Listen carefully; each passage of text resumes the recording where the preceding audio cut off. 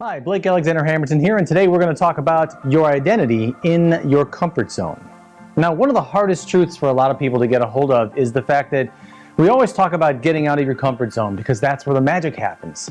And then we find out how difficult that really is, and we wonder why.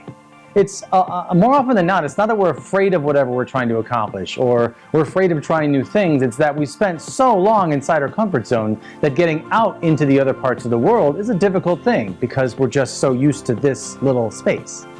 Now, here's the interesting part about that. Your comfort zone is really your identity. It is the reality of who you are. So if you're always thinking to yourself, I need to get out of my comfort zone, I need to try new things, I need to XYZ, and you're having trouble with it, it's because your entire life you have been ABC, not XYZ. So the deal is, your reality is, this is who you are, this is what you do by default, this is what you'll try as an adventure, and these are the things you will not try under any circumstance.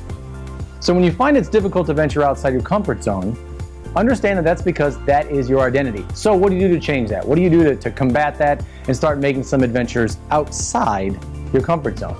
Well, make a list of all the things that you are great at. All the things that you are. I am a father. I am a son, a daughter, a mother, a sister. I am an incredibly hard worker. I am authentic.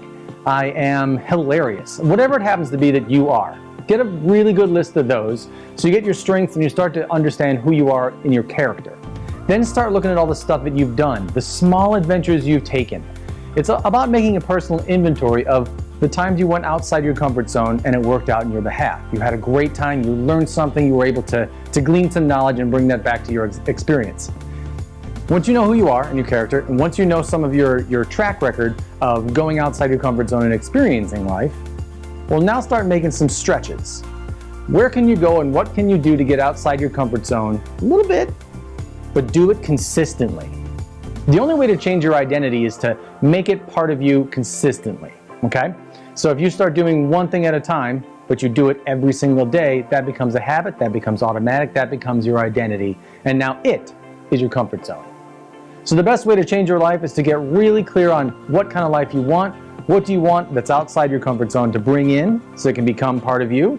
And then go get that, but do it in small steps, taken consistently. The only way to get outside your comfort zone and stay there permanently is to move your entire comfort zone out.